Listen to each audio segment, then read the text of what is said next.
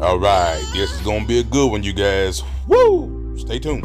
We are a authorized Healy dealer, and we have the $300 toolkit to properly remove your heated grip so it doesn't get damaged. Stop me! You're gonna have to kill me! Shit! On three, slap me a bitch. 1, 2, 3.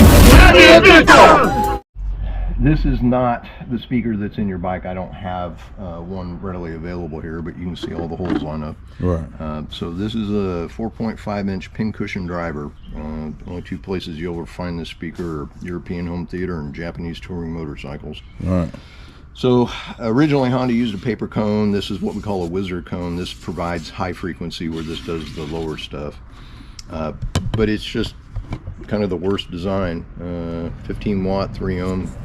Producido in Heco y Mexico. Yeah. So this one is a true coaxial, so it has a separate tweeter, not just a wizard cone for the high frequencies. But one of the biggest differences is if you look at what we call the center pole, that's the piece that the tweeter is attached to. Yeah. Most center pole speakers are open, so the water, dust, everything goes down in there. On ours, it's actually a second seal on the face so that this tweeter pole is completely sealed. No water goes inside there. Right. The surround is a multi-fold, so it gives us a little more X-Max. Plus it's more engineered for mid-bass frequencies versus, you know, low-end like subs woofer frequency. Because you just can't reproduce that in a 4-inch successfully. You're making a speaker try and do something it's just not capable of. Right. So we're having these produced. It'll be a 3 ohm version, but it's a polycomb, multifold surround. In beta testing right now. We should have these available in July or August area. All right. I want the first set, y'all. Because I like the stereo. It sounds okay, but it could always get better. I don't give a daggone what you say. You know, they ain't gonna put premium nothing on nothing. So yeah. OEM's always lowest bidder. Right. So we just pulled the bolts out from the parking brake. So we removed the air guide, which is this guy. He sits up in there. Removed the handle and the pocket for that. So what we need to access is the switch that's on the back side. So there's 2 wires on here. We want the white wire with the black stripe, which on this case happens to be the one on the outside. So we're going to take that off of the switch. Okay, so that connector is the output to the indicator on the dash. So what we're going to do is we're going to do 2 things. We are going to interrupt this at the switch, put our DCT interlock harness in between those 2. That also ties into the side stand circuit underneath the bike. That will prevent you from ever riding off with the parking brake on. Yes, I done it twice. Yeah. After I did it the third time, that was when I came up with this harness because I wasn't going to do it again. So if you didn't get that, they got a, what's it, interlock what? It's called a DCT interlock. So I'm actually going to put 2 pieces on your bike. And you can do just one or you can do both. It doesn't make a difference, just whatever fits best for your particular needs. So again, this one is going to go under the bike and it's going to interrupt the side stand circuit. We catch the switch itself up here and that's what triggers the circuit. And then we also are using the side stand circuit, because if the bike is on and you have the side stand down, the bike will not go into gear. Right. So we make the bike think that the side stand is down when it's actually up. So what'll happen is on your dash you'll have the parking brake indicator on and the side stand indicator on at the same time. Okay. The other thing I'm going to add is a flasher.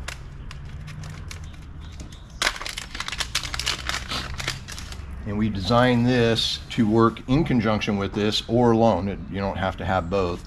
But what this is going to do is flash the parking brake indicator on the dash. 3 bursts, 3 bursts, and it'll keep doing the bursts until it's shut off. It's shut off. Yeah. Love it. So what we did there is we put that connector from the interlock onto the switch. This is going to run behind the assembly. There is a beautiful little pocket inside this frame right here. Yeah. And that's where the module is actually going to sit. Okay. Perfect. Then we will run this up along this cable over the starter generator and then down to the side stand. However, the next thing we're going to do is we're going to take the other cable that comes from the DCT interlock, which would normally just plug into the connector that we removed from the switch. We'd normally plug those together, but since we are going to add the flasher, this is actually now going to go in between these two. So it's always male-female arrangement, so it only goes one direction. And make sure that you have this rubber boot all the way up on that connector, because this is 12 volts hot. We don't want it touching anything where it's going to short out. Right. This module will sit also behind the parking brake, and then we're going to ground these 2 wires on that bolt. To that bolt frame. And that will finish up here. Up in here, there's a green connector right there. That is the connector that we have to interrupt. So I just use a long pick probe to put on the connector. You're going to flip the tab up away from the front of the bike towards the rear. And if I do this one, you can still see it.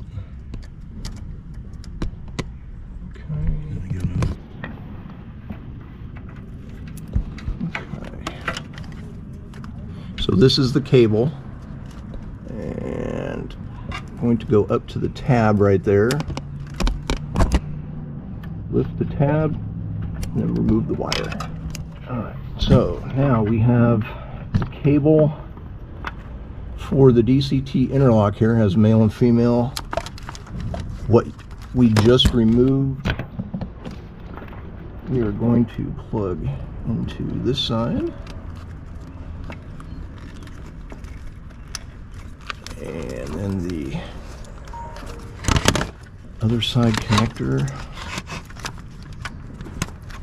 will plug right there.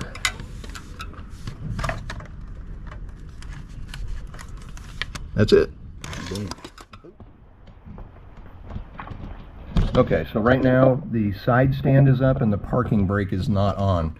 I'm going to leave the side stand up. I'm just going to turn the parking brake on. What?